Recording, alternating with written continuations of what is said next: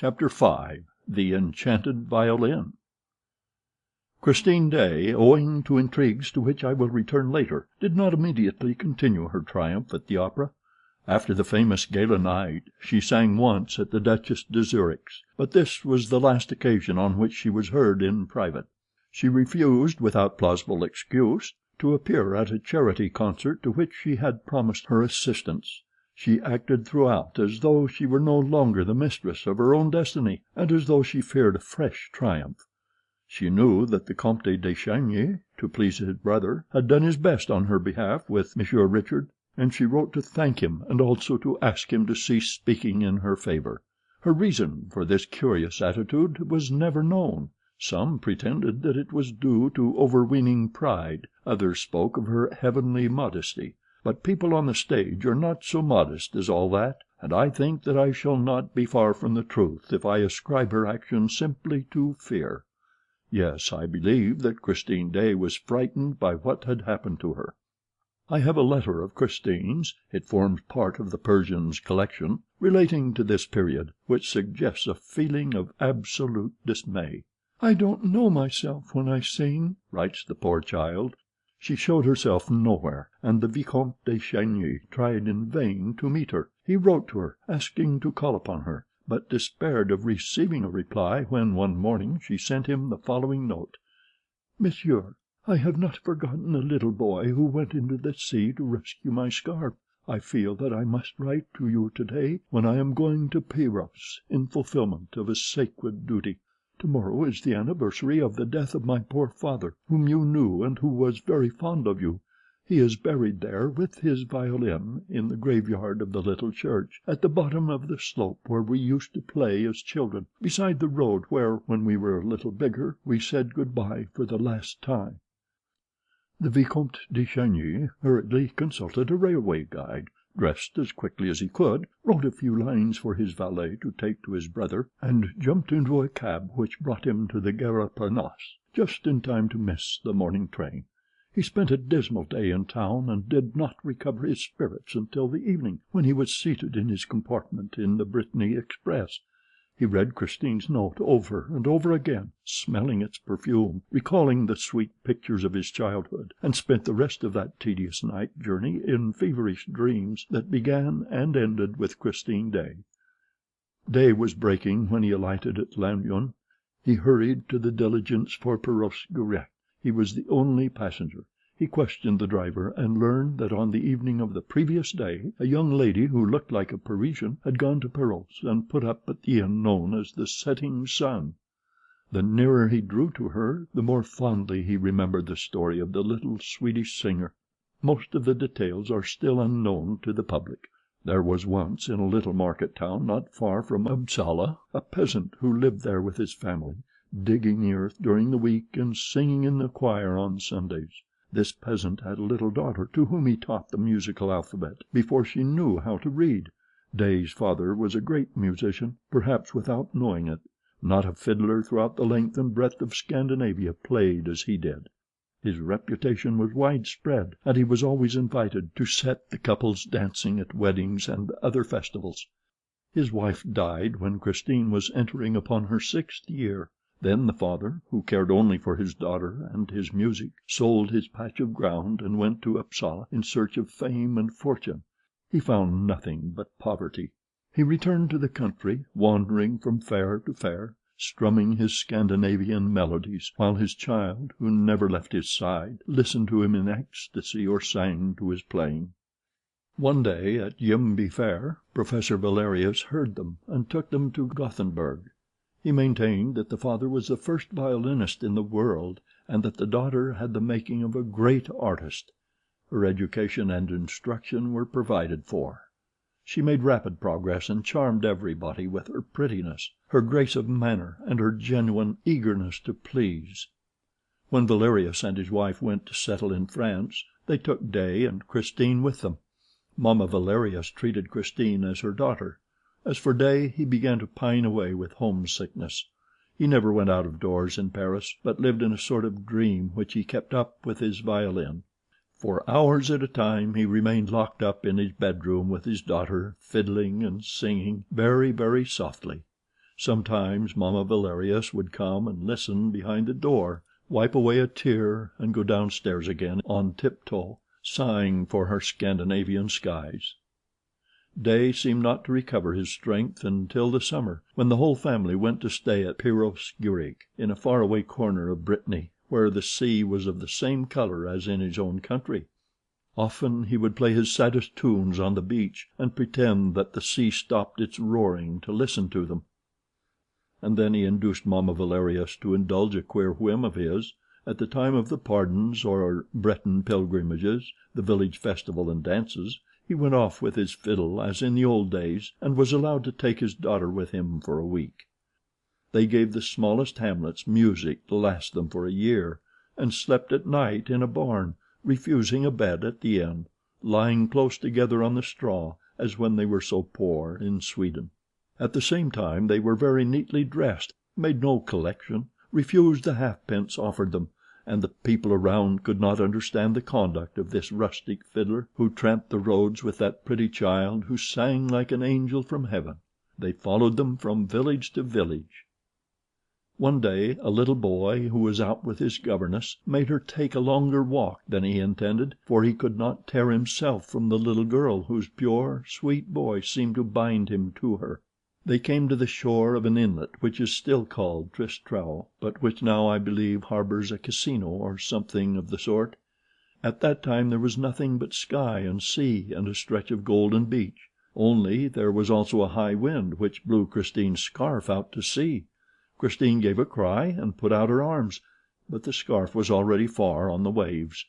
Then she heard a voice say, "It's all right. I'll go fetch your scarf out of the sea." And she saw a little boy running fast. In spite of the outcries and the indignant protests of a worthy lady in black, the little boy ran into the sea, dressed as he was, and brought her back her scarf. Boy and scarf were both soaked through. The lady in black made a great fuss, but Christine laughed merrily and kissed the little boy, who was none other than the Vicomte Raoul de Chagny, staying at Lannion with his aunt. During the season they saw each other and played together almost every day. At the aunt's request, seconded by Professor Valerius, Daaé consented to give the young viscount some violin lessons. In this way Raoul learned to love the same airs that had charmed Christine's childhood. They also both had the same calm and dreamy little cast of mind. They delighted in stories, in old Breton legends, and their favorite sport was to go and ask for them at the cottage doors like beggars. "Ma'am," or "Kind gentleman, have you a little story to tell us, please?" And it seldom happened that they did not have one given them, for nearly every old Breton grandame has, at least once in her life, seen the Korrigans dance by moonlight on the heather. But their great treat was in the twilight, in the great silence of the evening, after the sun had set in the sea, when Daaé came and sat down by them on the roadside, and in a low voice, as though fearing lest he should frighten the ghosts whom he evoked, told them the legends of the land of the north. And the moment he stopped, the children would ask for more. There was one story that began: "A king sat in a little boat on one of those deep, still lakes that open like a bright eye in the midst of the Norwegian mountains." And another: "Little Lotte thought of everything and nothing. Her hair was golden as the sun's rays, and her soul as clear and blue as her eyes. She wheedled her mother, was kind to her doll, took great care of her frock and her little red shoes and her fiddle, but most of all loved, when she went to sleep, to hear the angel of music." While the old man told this story, Raoul looked at Christine's blue eyes and golden hair, and Christine thought that Lotte was very lucky to hear the angel of music when she went to sleep. The angel of music played a part in all Daddy Dave's tales, and he maintained that every great musician, every great artist received a visit from the angel at least once in his life. Sometimes the angel leans over their cradle, as happened to Lotte, and that is how there are little prodigies who play the fiddle at 6 better than men at 50, which you must admit is very wonderful. Sometimes the angel comes much later, because the children are naughty and won't learn their lessons or practice their scales. And sometimes he does not come at all, because the children have a bad heart or a bad conscience. No one ever sees the angel, but he is heard by those who are meant to hear him. He often comes when they least expect him, when they are sad and disheartened. Then their ears suddenly perceive celestial harmonies, a divine voice which they remember all their lives. Persons who are visited by the angel quiver with a thrill unknown to the rest of mankind, and they cannot touch an instrument or open their mouths to sing without producing sounds that put all other human sounds to shame.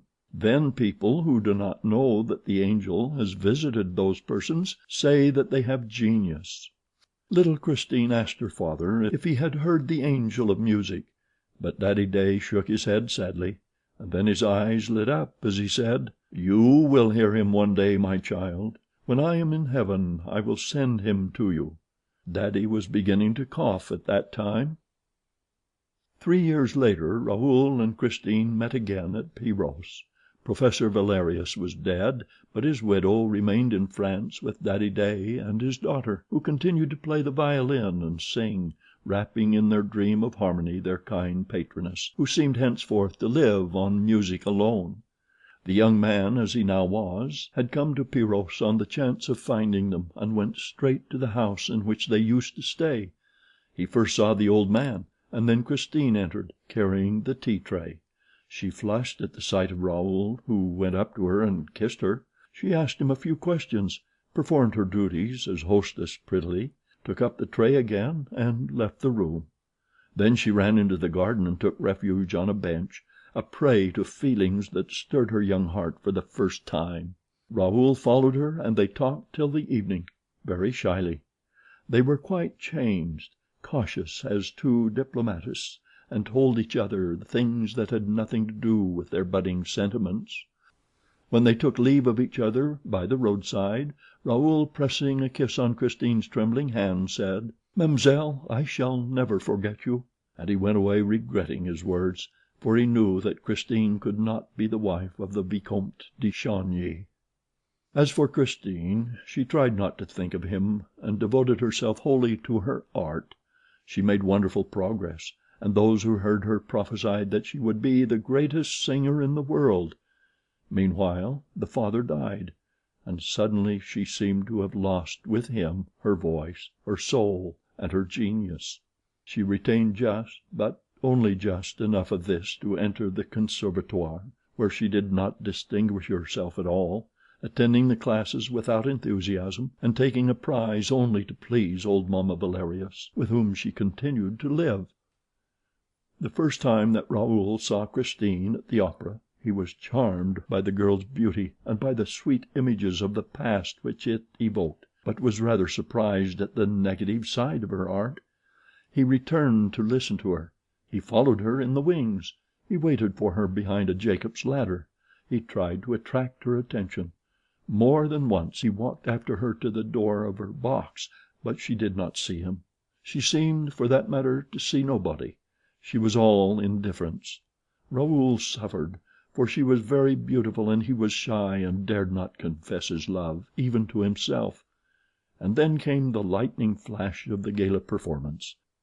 The heavens tore asunder, and an angel's voice heard upon earth for the delight of mankind and the utter capture of his heart. And then there was that man's voice behind the door, "You must love me," and no one in the room. Why did she laugh when he reminded her of the incident of the scarf? Why did she not recognize him? And why had she written to him? Piros was reached at last. Raoul walked into the smoky sitting room of the setting sun, and at once saw Christine standing before him, smiling and showing no astonishment. "So you have come," she said. "I felt that I should find you here when I came back from mass. Someone told me so at the church." "Who?" asked Raoul, taking her little hand in his. "Why, my poor father, who is dead." There was a silence, and then Raoul asked, "Did your father tell you that I love you, Christine, and that I cannot live without you?" Christine blushed to the eyes and turned away her head. In a trembling voice she said, "Me? You are dreaming, my friend," and she burst out laughing, to put herself in countenance. "Don't laugh, Christine, I am quite serious," Raoul answered, and she replied gravely, "I did not make you come to tell me such things as that." "You made me come, Christine. You knew that your letter would not leave me indignant, and that I should hasten to Pyros. How can you have thought that, if you did not think I loved you?" "I thought you would remember our games here as children, in which my father so often joined. I really don't know what I thought. Perhaps I was wrong to write to you. This anniversary and your sudden appearance in my room at the opera the other evening reminded me of the time long past, and made me write to you as the little girl that I then was." There was something in Christine's attitude that seemed to Raoul not natural. He did not feel any hostility in her. Far from it. The distressed affection shining in her eyes told him that. But why was this affection distressed? That was what he wished to know, and what was irritating him. "When you saw me in your dressing room, was that the first time you noticed me, Christine?" She was incapable of lying. "No," she said. "I had seen you several times in your brother's box, and also on the stage." "I thought so," said Raoul, compressing his lips. "But then why, when you saw me in your room, at your feet, reminding you that I had rescued your scarf from the sea, why did you answer as though you did not know me, and also why did you laugh?" The tone of these questions was so rough that Christine stared at Raoul without replying. The young man himself was aghast at the sudden quarrel which he had dared to raise at the very moment when he had resolved to speak words of gentleness, love, and submission to Christine. A husband, a lover with all rights, would talk no differently to a wife, a mistress who had offended him. But he had gone too far, and saw no other way out of the ridiculous position than to behave odiously. "You don't answer," he said angrily and unhappily. "Well, I will answer for you. It was because there was someone in the room who was in your way, Christine. Someone that you did not wish to know that you could be interested in anyone else." "If anyone was in my way, my friend," Christine broke in coldly, "if anyone was in my way that evening, it was yourself, since I told you to leave the room." "Yes, so that you might remain with the other." "What are you saying, monsieur?" asked the girl excitedly. "And to what other do you refer?" "To the man to whom you said, 'I sing only for you. Tonight I gave you my soul, and I am dead.'" Christine seized Raoul's arm and clutched it with a strength which no one would have suspected in so frail a creature. "Then you were listening behind the door?" "Yes, because I love you. Everything, and I heard everything." "You heard what?" And the young girl, becoming strangely calm, released Raoul's arm. "He said to you, 'Christine, you must love me.'" At these words a deathly pallor spread over Christine's face. Dark rings formed round her eyes. She staggered, and seemed on the point of swooning. Raoul darted forward with arms outstretched, but Christine had overcome her passing faintness, and said in a low voice: "Go on, go on. Tell me all you heard." At an utter loss to understand, Raoul answered: "I heard him reply, when you said you had given him your soul, 'Your soul is a beautiful thing, child, and I thank you. No emperor ever received so fair a gift. The angels wept tonight.'" Christine carried her hand to her heart, a prey to indescribable emotion. Her eyes stared before her like a madwoman's. Raoul was terror-stricken. But suddenly Christine's eyes moistened, and two great tears trickled like two pearls down her ivory cheek. "Christine!" "Raoul!" The young man tried to take her in his arms, but she escaped and fled in great disorder. While Christine remained locked in her room, Raoul was at his wits' end what to do. He refused to breakfast. He was terribly concerned and bitterly grieved to see the hours which he had hoped to find so sweet slip past without the presence of the young Swedish girl. Why did she not come to roam with him through the country where they had so many memories in common? He heard that she had had a mass said that morning for the repose of her father's soul, and spent a long time praying in the little church and on the fiddler's tomb. Then, as she seemed to have nothing more to do at Pyros, and, in fact, was doing nothing there, why did she not go back to Paris at once? Raoul walked away dejectedly to the graveyard in which the church stood, and was indeed alone among the tombs, reading the inscriptions. But when he turned behind the apse he was suddenly struck by the dazzling note of the flowers that straggled over the white ground. They were marvelous red roses that had blossomed in the morning, in the snow, giving a glimpse of life among the dead, for death was all around him.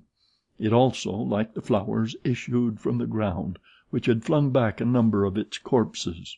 Skeletons and skulls by the hundred were heaped against the wall of the church, held in position by a wire that left the whole gruesome stack visible. Dead men's bones arranged in rows, like bricks, to form the first course upon which the walls of the sacristy had been built. The door of the sacristy opened in the middle of that bony structure, as is often seen in old Breton churches. Raoul said a prayer for Daaé, and then, painfully impressed by all those eternal smiles on the mouths of skulls, he climbed the slope and sat down on the edge of the heath overlooking the sea. The wind fell with the evening. Raoul was surrounded by icy darkness, but he did not feel the cold. It was here, he remembered, that he used to come with little Christine to see the Korrigans dance at the rising of the moon. He had never seen any, though his eyes were good, whereas Christine, who was a little short-sighted, pretended that she had seen many. He smiled at the thought, and then suddenly gave a start. A voice behind him said, "Do you think the Korrigans will come this evening?" It was Christine. He tried to speak. She put her gloved hand on his mouth. "Listen, Raoul. I have decided to tell you something serious, very serious. Do you remember the legend of the Angel of Music?" "I do indeed," he said. "I believe it was here that your father first told it to us."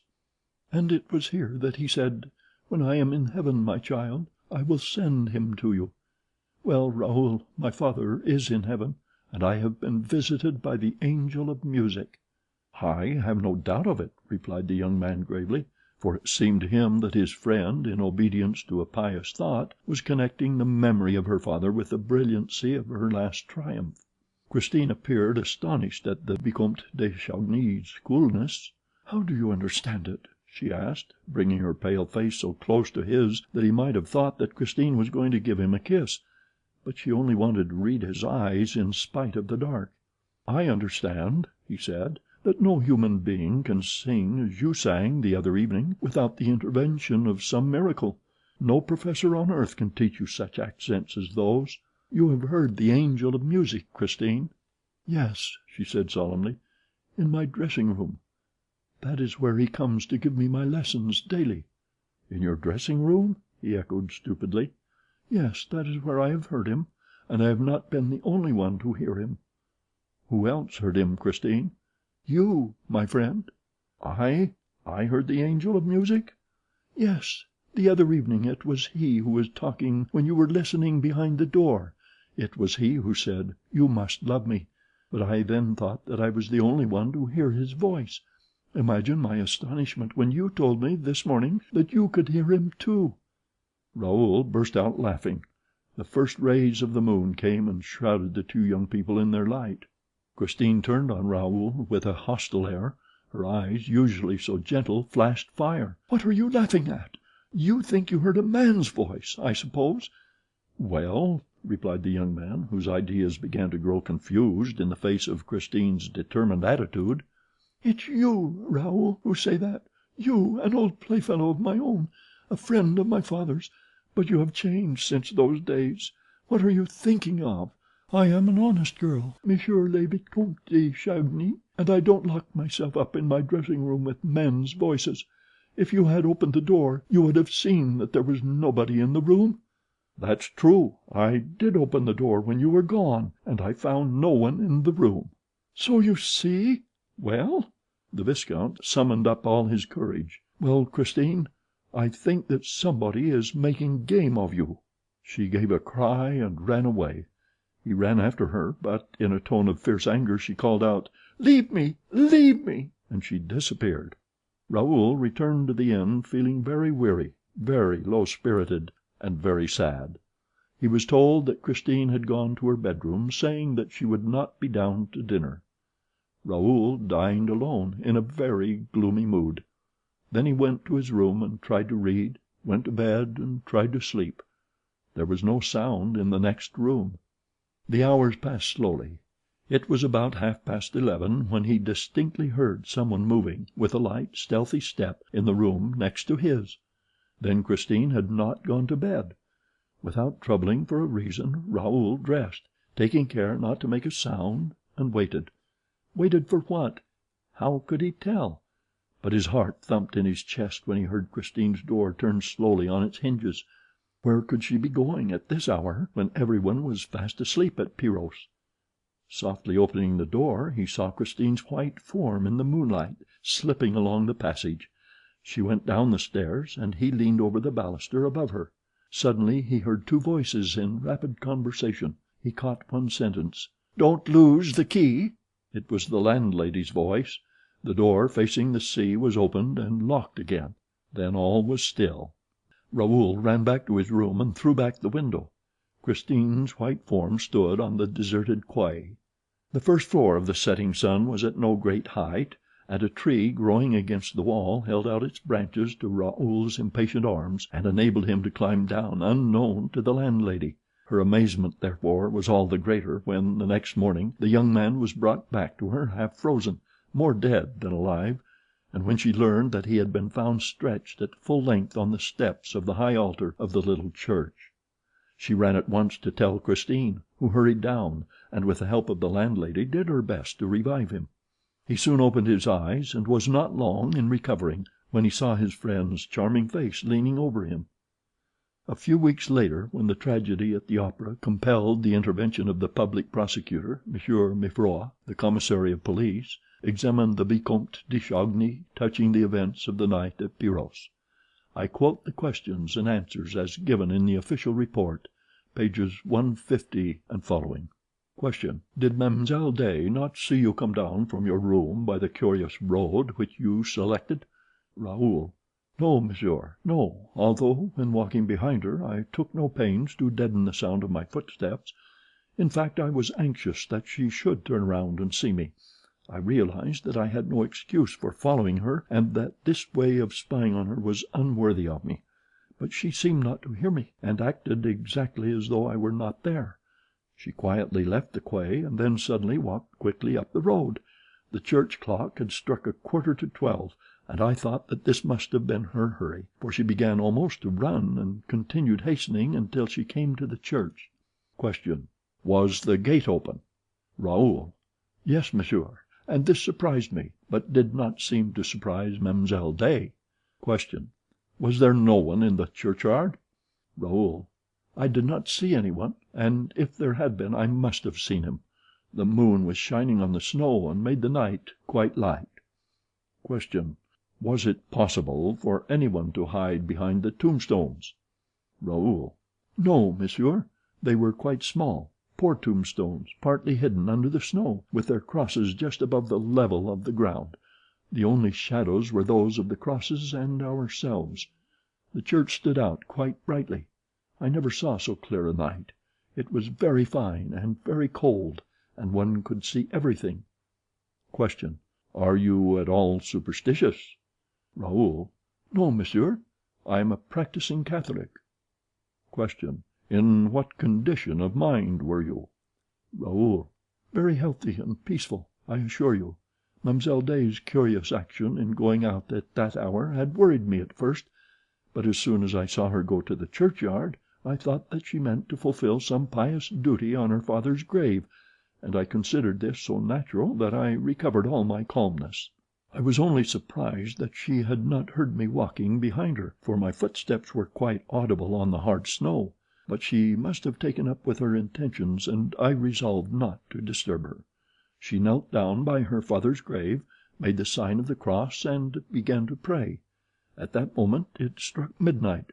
At the last stroke I saw Mademoiselle Daaé lift her eyes to the sky and stretch out her arms as though in ecstasy. I was wondering what the reason could be, when I myself raised my head, and everything within me seemed drawn toward the invisible, which was playing the most perfect music. Christine and I knew that music. We had heard it as children, but it had never been executed with such divine art, even by Monsieur Daaé. I remembered all that Christine had told me of the angel of music. The air was the resurrection of Lazarus, which old Monsieur Daaé used to play to us in his hours of melancholy and of faith. If Christine's angel had existed, he could not have played better that night on the late musician's violin. When the music stopped, I seemed to hear a noise from the skulls in the heap of bones. It was as though they were chuckling, and I could not help shuddering. Question: Did it not occur to you that the musician might be hiding behind that very heap of bones?" Raoul: "It was the one thought that did occur to me, monsieur, so much so that I omitted to follow Mlle. Daaé when she stood up and walked slowly to the gate. She was so much absorbed just then that I am not surprised that she did not see me." Question: "Then what happened that you were found in the morning lying half dead on the steps of the high altar?" Raoul: "First a skull rolled to my feet, then another, then another. It was as if I were the mark of that ghastly game of bowls, and I had an idea that false step must have destroyed the balance of the structure behind which our musician was concealed. This surmise seemed to be confirmed when I saw a shadow suddenly glide along the sacristy wall. I ran up. The shadow had already pushed open the door and entered the church, but I was quicker than the shadow and caught hold of a corner of its cloak. At that moment we were just in front of the high altar, and the moonbeams fell straight upon us through the stained glass windows of the apse. As I did not let go of the cloak the shadow turned round, and I saw a terrible death's head which darted a look at me from a pair of scorching eyes. I felt as if I were face to face with Satan, and in the presence of this unearthly apparition my heart gave way, my courage failed me, and I remember nothing more until I recovered consciousness at the setting sun." Chapter 6